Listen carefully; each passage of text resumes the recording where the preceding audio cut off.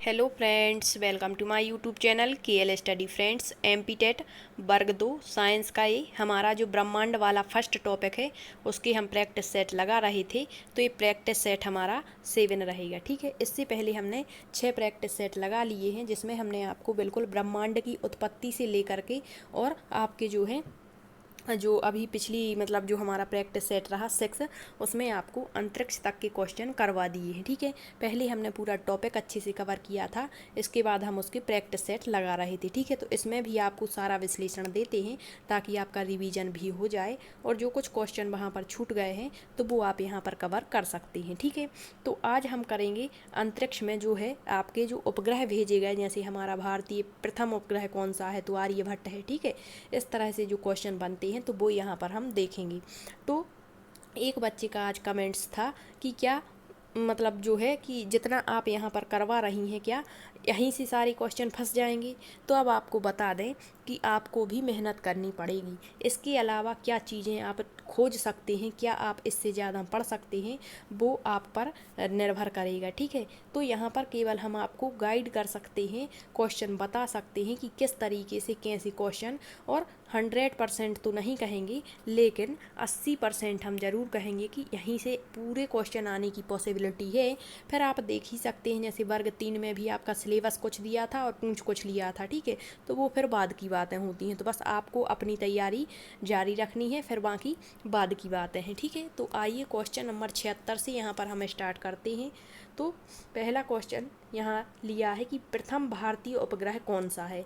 तो आप क्वेश्चन किसी भी तरीके से आपसे पूछ लें, ऐसा कह दें कि प्रथम भारतीय उपग्रह कौन सा है, या फिर भारत का प्रथम जो उपग्रह लॉन्च किया गया था वो कौन सा है, किस प्रक्षेपण यान के द्वारा लॉन्च किया गया, किस अंतरिक्ष केंद्र से लॉन्च किया गया, कब लॉन्च किया गया। तो यहाँ से एक क्वेश्चन से आपके कम से कम 10 क्वेश्चन बनेंगे। ठीक है, तो आपको बता दें कि आपका जो पहला भारतीय उपग्रह था वो कौन सा था, तो इसका करेक्ट आंसर ऑप्शन ए हो जाएगा, आर्यभट्ट। ठीक है, तो आपको यहाँ क्वेश्चनों की संख्या पर नहीं जाना, आपको इनका विश्लेषण देखना है और क्या कुछ क्वेश्चन बन सकते हैं, तो सारी चीज़ें आपकी क्लियर हो जाएंगी। ठीक है, तो कौन सा था हमारा प्रथम भारतीय उपग्रह, वो आर्यभट्ट था। यदि आप डिटेल्ड वीडियो देखना चाहते हैं तो प्ले लिस्ट बनी है, वहाँ पर हमने वर्ग 2 साइंस के नाम से प्ले लिस्ट है, तो वहाँ पर ब्रह्मांड वाला सारा टॉपिक कवर करवाया है, तो सारे वीडियोस वहाँ डले हैं, आप जाकर देख लें। तो इसका करेक्ट आंसर हो गया हमारा आर्यभट्ट। अब हम देख लेते हैं आर्यभट्ट कहाँ से कब कैसे लॉन्च किया गया था, तो यहाँ से कई क्वेश्चन बनेंगे। तो इसका करेक्ट आंसर तो हो गया कि प्रथम जो उपग्रह था हमारा भारत का वो कौन सा था, आर्यभट्ट। अब यह स्वदेशी तकनीक से निर्मित था, तो पूछ लेगा आपसे कि स्वदेशी तकनीक, स्वदेशी का मतलब होता है जो देश में ही बनाया गया हो। ठीक है, तो स्वदेशी तकनीक से निर्मित प्रथम भारतीय उपग्रह कौन सा है, आर्यभट्ट है। अब कहेगा इसको कब भेजा गया था, तो 19 अप्रैल 1975, मोस्ट इम्पोर्टेंट क्वेश्चन है, कब लॉन्च किया गया, 19 अप्रैल 1975 को। अब पूछ लेगा किस अंतरिक्ष केंद्र से, जैसे हमारे भारत का अंतरिक्ष केंद्र है सतीश धवन अंतरिक्ष केंद्र, तो उसी तरह से यह जो आर्यभट्ट है, पहले हमारे जो यहाँ अंतरिक्ष केंद्र थे वो इतने विकसित नहीं थे, तो ये कहाँ से भेजा गया था, तो पूर्व सोवियत संघ जिसे रूस कहते हैं, ये इसके बैकानूर अंतरिक्ष केंद्र से। किस केंद्र से, तो बैकानूर अंतरिक्ष केंद्र से। तो केंद्र कौन सा हो गया, सोवियत संघ का बैकानूर अंतरिक्ष केंद्र। और पूछेगा किस यान से, जैसे हमारे प्रक्षेपण यान हमने पिछली क्लास में देखे थे, SLV होता है, इनके माध्यम से क्या हमारे उपग्रह भेजे जाते हैं, जैसे हमारा PSLV होता है, GSLV होता है, SLV होता है, SLV-3। ठीक है, इसके अलावा ASLV, तो ये हमारे भारत के प्रक्षेपण यान है। तो यदि आपसे पूछ ले कि जो आर्यभट्ट है वो किस प्रक्षेपण यान से भेजा गया, तो पूर्व सोवियत संघ के बैकानूर अंतरिक्ष केंद्र से इंटरकास्मोस प्रक्षेपण यान के द्वारा। किसके द्वारा, ये याद रखेंगे आप, इंटरकास्मोस प्रक्षेपण यान के द्वारा भेजा गया था। एक क्वेश्चन आपको यहाँ पर बता दें कि जो हमने हमारे प्रक्षेपण वाहन पड़े थे SLV PSLV, तो इससे एक क्वेश्चन बन जाता है कि कौन सा स्वदेश में निर्मित प्रक्षेपण यान नहीं है या फिर हैं। तो आपके ये 4 जो प्रक्षेपण यान हैं, SLV-3 जिसे हम कहते हैं सैटेलाइट लॉन्च व्हीकल, फिर ASLV होता है, फिर आपका PSLV और GSLV, ये चारों के चार हमारे भारत में निर्मित किए गए हैं। ठीक है, अब यहाँ पर है कि जो आर्यभट्ट मतलब स्वदेश में निर्मित है, प्रथम भारतीय उपग्रह है, 19 अप्रैल 1975 को भेजा गया बैकानूर अंतरिक्ष केंद्र से इंटरकास्मोस प्रक्षेपण यान से। और ये कहाँ स्थापित किया गया था? तो कल हमने देखी थी पृथ्वी की कक्षाएं। सबसे पहली होती है पृथ्वी की निकटतम कक्षा, लो अर्थ ऑर्बिट होती है।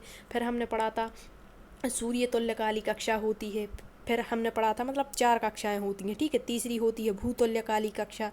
तो यहाँ पर किस उपग्रह के किस को मतलब इसकी ऊंचाई हमने देखी थी कि जो पृथ्वी के निकटवर्तीय कक्षा है इसमें किस मतलब कितनी ऊंचाई तक के उपग्रह स्थापित किए जाएंगे। तो यहाँ पर है जो आपका आर्यभट्ट, वो कहाँ स्थापित किया गया था? पृथ्वी के निकटवर्तीय कक्षा में। क्यों? क्योंकि यह 594 किलोमीटर की ऊंचाई पर स्थापित किया गया था। और हमने पढ़ा था कि जो आपकी निम्न भू कक्षा होती है वो कहाँ से कहाँ तक? तो 200 से लगभग 600 किलोमीटर की ऊंचाई तक यहाँ पर उपग्रह कार्य करते हैं। तो इसका करेक्ट आंसर हो जाएगा कि जो आर्यभट्ट है वो पृथ्वी की किस कक्षा में स्थापित किया गया? तो पृथ्वी की निकटवर्तीय कक्षा में। और सफलतापूर्वक सफलता प्राप्त हो गई थी इसको, ठीक है। अब पिछली बार वजन भी पूछे गए थे, तो पूछ लेगा कि आर्यभट्ट का जो वजन है वो कितना था? तो 360 किलोग्राम था। और इस अभियान के 3 लक्ष्य थे। पूछेगा आपसे कि जो हमारा प्रथम भारतीय उपग्रह है उसका निम्न में से कौन सा एक लक्ष्य नहीं था या फिर है? तो 3 लक्ष्य कौन कौन से थे? तो वायु विज्ञान प्रयोग, सौर भौतिकी प्रयोग और एक्स किरण खगोल की प्रयोग, इसके 3 लक्ष्य थे। इस उपग्रह में संचार व्यवस्था से जुड़े कुछ प्रयोग किए गए थे। विशुद्ध रूप से वैज्ञानिक उपग्रह के रूप में इस आर्यभट्ट को मतलब इसकी जो कार्य करने की अवधि है वो निर्धारित पहले से की गई थी, कितनी? 6 माह की। लेकिन इसने मार्च 1980 तक अंतरिक्ष से आंकड़े भेजने का कार्य किया। तो पूछ लेगा कि जो आर्यभट्ट है उसने आंकड़े भेजने का कार्य किस वर्ष तक किया था? तो मार्च 1980 तक। तो अब आप देख सकते हैं कि यहाँ से कितने सारे क्वेश्चन बन सकते हैं, ठीक है। तो एक क्वेश्चन के माध्यम से कम आपके यहाँ 10 क्वेश्चन क्लियर हो चुके हैं। अब ये सारी चीज़ें आपको याद रखनी है, ज़्यादा से ज़्यादा आप इसका स्क्रीनशॉट ले सकते हैं, ठीक है। अब हम देखते हैं नेक्स्ट क्वेश्चन। आप यहाँ आंसर आपको दिख गया है, फिर भी आपको इसके विश्लेषण पर गौर करनी है कि जो भास्कर फर्स्ट है इस उपग्रह को कब लॉन्च किया गया था? तो इसका जो करेक्ट आंसर है वो है 7 जून। यहाँ पर 3 ही ऑप्शन है, यहाँ ए ऑप्शन आप बना लेना। 7 जून सन 1979 को इसको उपग्रह को लॉन्च किया गया था। अब ये भास्कर प्रथम क्या है? तो आपको बता दें कि भास्कर प्रथम को 7 जून सन 1979 को वही आपका पूर्व सोवियत संघ का प्रक्षेपण केंद्र रहेगा बैकानूर, और यान कौन सा होगा? इंटरकास्मोस, जिससे आर्यभट्ट को भेजा गया था उसी से आपके भास्कर प्रथम को भेजा गया।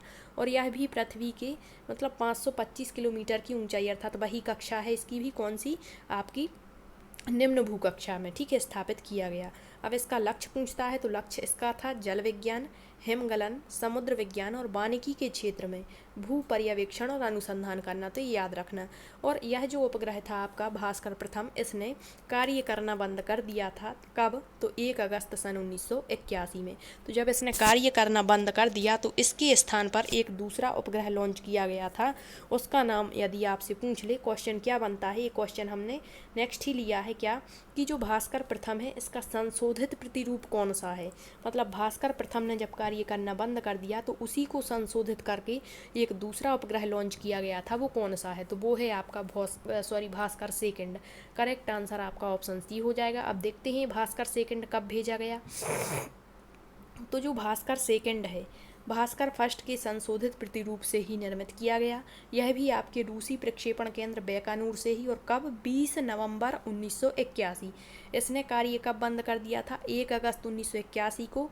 और इसके मतलब 20 अगस्त मतलब कुछ ही दिनों बाद 20 अगस्त 1981 को भास्कर सेकंड को लॉन्च कर दिया। अगस्त नहीं, नवंबर में, ठीक है। वहाँ 1 अगस्त में उसने कार्य करना बंद किया 1981 में, और इसने 20 नवंबर से कार्य प्रारंभ कर दिया। और इसे भी पृथ्वी की 525 मतलब ये तीनों जो उपग्रह हैं इसे निम्न भूकक्षा में स्थापित किया जाता है। इसका घूर्णन काल, और जब निम्न भूकक्षा में तो आपको याद रखना है किस प्रक्षेपण यान से, ठीक है। तो जैसे आपका रूस का प्रक्षेपण यान है जैसे कास्मोस, ठीक है, इंटरकास्मोस, तो ये भी आपको बता दें कि जो जैसे हमारा SLV-3 के द्वारा जो भी उपग्रह लॉन्च किए जाते हैं या फिर आपके PSLV के द्वारा, तो वो पृथ्वी की निम्न कक्षा में, तो उसी तरह से रूस के कॉस्मोस के द्वारा जो प्रक्षेपण लॉन्च किए जाते होंगे वो भी पृथ्वी की निम्न कक्षा में ही स्थापित होते होंगे, ठीक है। इसका घूर्णन काल जो है वो कक्षा के लंबवत रखा गया है। याद रखना, कक्षा के लंबवत। मतलब सभी उपकरण, मतलब जो भास्कर सेकंड के द्वारा, मतलब इसका कार्य दिया है कि सतह का ताप, समुद्र की स्थिति, बर्फ गिरने, थोड़ी सी यहाँ पर जो है आपकी टाइपिंग मिस्टेक है, तो थोड़ा सा आप ध्यान रखना। यहाँ पर होगा आपका भास्कर सेकंड के द्वारा, मतलब जो कार्य है, लक्ष्य क्या था इसका, तो समुद्र सतह का ताप, समुद्र की स्थिति, बर्फ गिरने पिघलने आदि घटनाओं का इसमें विश्लेषण किया गया था। तो आपको समझ में आ चुका होगा भास्कर फर्स्ट, भास्कर सेकंड।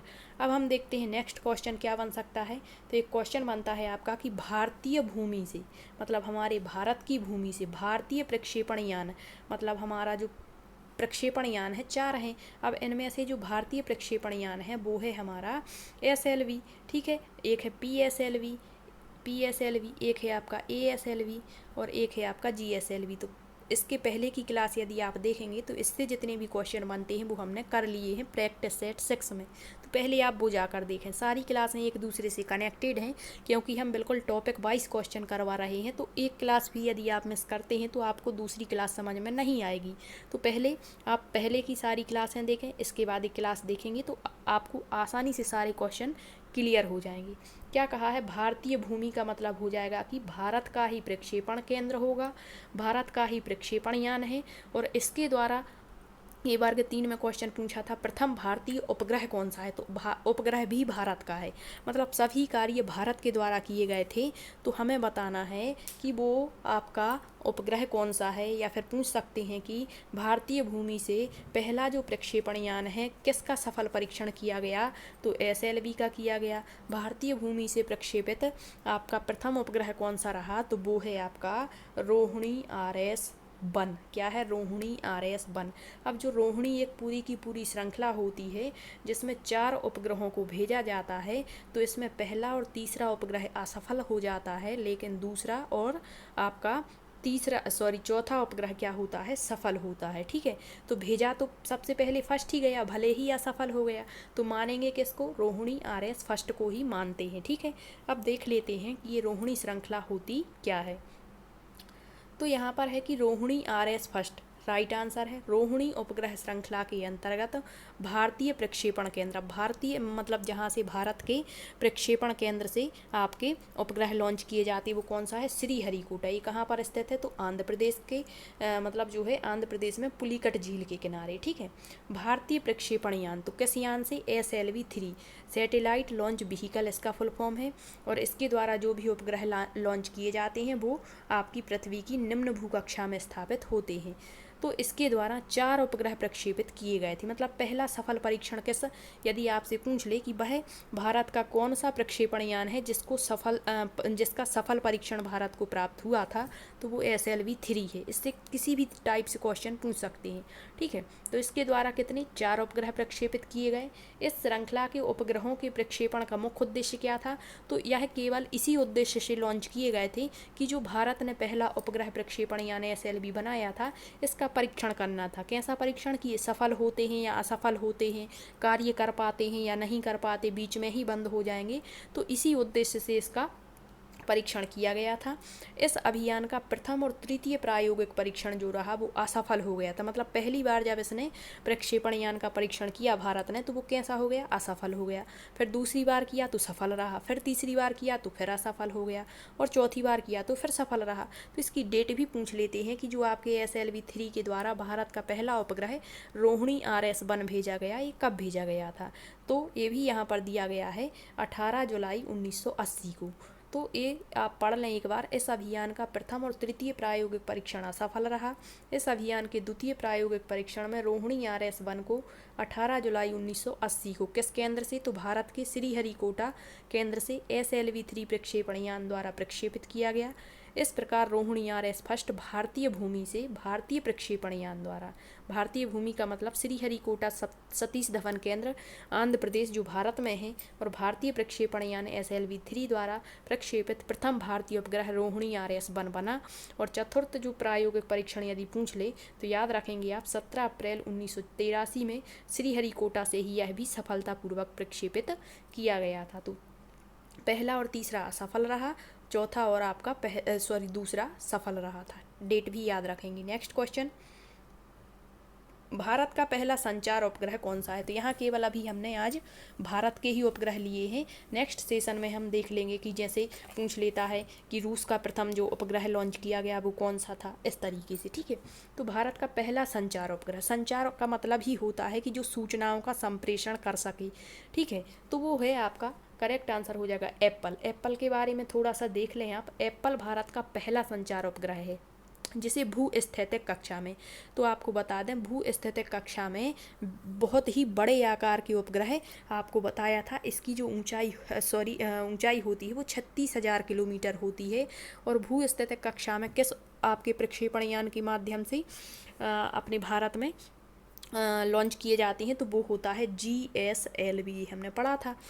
तो यहाँ पर दिया है कि ये भारत में, तो भारत के प्रक्षेपण यान से तो प्रक्षेपित नहीं किया गया, तो कहाँ से किया गया?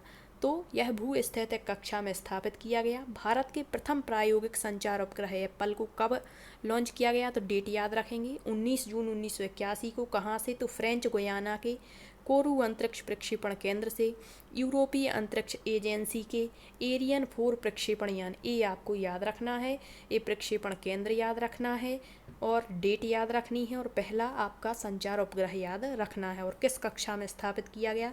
तो यहाँ से करीबन 4 से 5 क्वेश्चन इंपॉर्टेंट हो जाते हैं, ठीक है। तो भूस्थितिक कक्षा में वही उपग्रह स्थापित होते हैं जो 36,000 किलोमीटर से अधिक ऊंचाई पर स्थित होते हैं। तो इस उपग्रह का उपयोग राष्ट्रीय संचार व्यवस्था को आधुनिक बनाने, घरेलू संचार व्यवस्था, रेडियो नेटवर्क, डाटा संप्रेषण, दूर दराज के क्षेत्रों में संचार व्यवस्था स्थापित करने के लिए किया गया था। तो आपको सारी चीज़ें क्लियर हो चुकी होंगी। नेक्स्ट क्वेश्चन है, एक बहुउद्देशीय उपग्रह प्रणाली कौन सी है? तो बहुउद्देश्य मतलब जो कई उद्देश्यों को लेकर के बनाई गई प्रणाली है वो कौन सी है? तो इसका करेक्ट आंसर हो जाएगा आपका ऑप्शन फर्स्ट, इनसैट। अब आप कमेंट्स में हमें इनसैट का फुल फॉर्म बताएंगे, ठीक है, क्या होता है। हम देख लेते हैं इनसैट। भारतीय राष्ट्रीय उपग्रह प्रणाली अर्थात इनसैट प्रणाली एक बहुउद्देशीय कार्यरत उपग्रह प्रणाली है। इसका उपयोग कहाँ पर होता है? तो लंबी दूरी के घरेलू, दूरसंचार, ग्रामीण क्षेत्रों में उपग्रहों के माध्यम से सामुदायिक दूरदर्शन का सीधा प्रसारण, राष्ट्रव्यापी प्रसारण को बेहतर बनाना, ट्रांसमीटर के माध्यम से पुनः प्रसारण हेतु आकाशवाणी, दूरदर्शन कार्यक्रमों को प्रसारित करना, मौसम संबंधी जानकारी, भू सर्वेक्षण, मतलब इसमें कई कार्य किए जाते हैं। इसी कारण से इसे बहुउद्देशीय उपग्रह प्रणाली कहते हैं, ठीक। नेक्स्ट क्वेश्चन, IRS का पूरा रूप क्या है? तो IRS का पूरा रूप होता है इंडियन रिमोट सेंसिंग सैटेलाइट। आपने बहुत बार सुना होगा दूर संवेदी उपग्रह। तो ये क्या कहलाते हैं? तो आपको अपनी भाषा में बताने का प्रयत्न करें कि वैसे उपग्रह जिनको, ऐसे उपग्रह जिनसे हम सूचना प्राप्त करते हैं। किसी भी उपग्रह को क्यों लॉन्च किया जाता है? किसी न किसी प्रकार की सूचना प्राप्त करने के लिए। तो जो आपके दूर संवेदी उपग्रह होते हैं इनको बिना, मतलब जैसे हमें पृथ्वी के गर्भ में कुछ रहस्य छिपे हैं, जिसे हम जीवाश्म कहते हैं या अन्य चीज़ें, ठीक है, तो उनको यदि हमें जानकारी प्राप्त करनी है कि ये कितने पुराने हैं, जैसे डायनासोर होता है उसके हमें अवशेष मिलते हैं, तो गर्भ में कुछ पृथ्वी के रहस्य छिपे हुए होते हैं। जैसे हमारी हड़प्पा सभ्यता से हमें कई चीज़ें देखने को मिली, तो हम उनको छुए बिना ही, स्पर्श किए बिना ही, और उसकी जानकारी हम किसी इलेक्ट्रॉनिक मशीन के माध्यम से ज्ञात कर लेते हैं, तो वही आपके दूर संवेदी उपग्रह कहलाते हैं। तो इसे इंग्लिश में कहते हैं IRS, Indian remote sensing satellite, ठीक है, और हिंदी में से कहेंगे भारतीय दूर संवेदी उपग्रह प्रणाली। क्या कहेंगे? भारतीय दूर संवेदी उपग्रह प्रणाली। तो आप इसके बारे में थोड़ा सा देखें कि भारत में राष्ट्रीय प्राकृतिक संसाधन प्रबंध प्रणाली की सहायता के लिए भारतीय दूर संवेदी उपग्रह प्रणाली का विकास किया गया। इसका मुख्य उद्देश्य प्राकृतिक संसाधन जैसे मृदा, जल में छिपे रहस्य, भूजल, सागर आदि का सर्वेक्षण और सतत निगरानी करना है। दूर संवेदी उपग्रह प्रणाली के अंतर्गत पृथ्वी के गर्भ में छिपे संसाधनों को स्पर्श किए बिना प्रकीर्णन विधि द्वारा विश्वसनीय और प्रमाणिक जानकारी उपलब्ध कराए। ऐसा नहीं है कि कुछ भी प्राप्त कर लिया, विश्वसनीय जानकारी मिलती है, प्रमाणिक जानकारी जिनके प्रमाण उपलब्ध होते हैं, ठीक।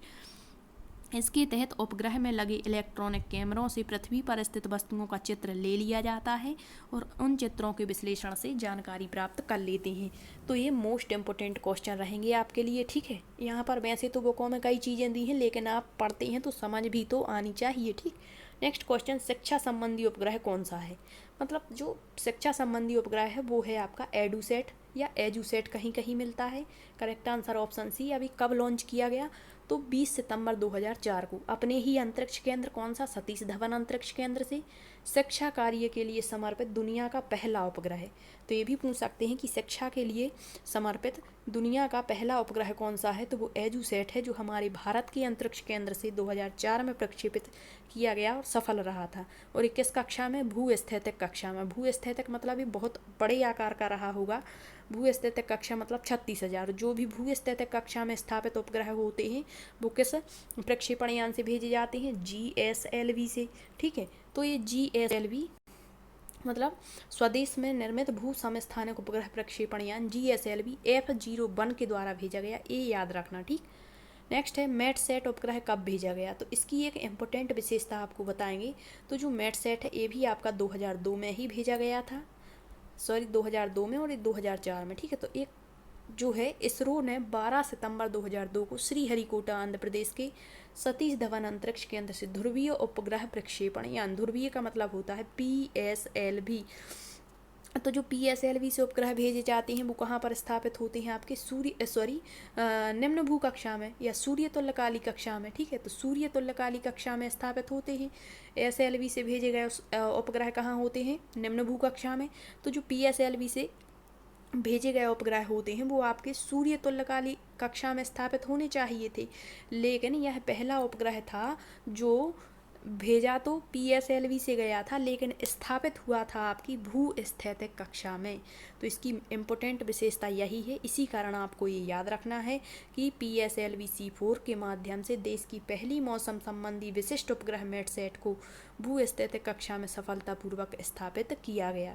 नेक्स्ट है, चंद्रमा के लिए भारत का पहला मिशन कौन सा था? तो चंद्रमा के लिए भारत ने जो पहला मिशन भेजा था वो था आपका चंद्रयान प्रथम, दूसरा मिशन चंद्रयान सेकंड। तो आप इसकी डिटेल देखना चाहते हैं तो आप पहले प्ले लिस्ट में जाकर ब्रह्मांड वाला टॉपिक देख लें, वहाँ हमने सारी चीज़ें बताई हैं। तो चंद्रयान फर्स्ट भारत का चंद्रमा के लिए पहला मिशन रहा। तो यह भारत का तो पहला है, लेकिन विश्व का यदि पूछ ले तो 68वां चंद्राभियान था। यह श्रीहरिकोटा सतीश धवन केंद्र से 22 अक्टूबर 2008 को ध्रुवीय उपग्रह प्रक्षेपण वाहन मतलब PSLV के द्वारा भेजा गया। किसके द्वारा भेजा गया? PSLV। और जो भी PSLV से भेजे जाते हैं वो सूर्य तुल्यकाली कक्षा में स्थापित होते हैं। ठीक है, तो ये आपको सारी चीज़ें याद रखनी है। इससे कई क्वेश्चन बनते हैं चंद्रयान से, तो आप डिटेल्ड वीडियो एक बार देख लें। इसके बाद हम नेक्स्ट सेशन लाएंगे, उसमें जितने भी आपके क्वेश्चन रह गए हैं वो सारे डिस्कस कर लेंगे। ठीक है, यदि आपको सेशन पसंद आया है तो शेयर करें, और यदि आपका कोई क्वेश्चन है तो आप कमेंट्स में पूछ सकते हैं। Thank you.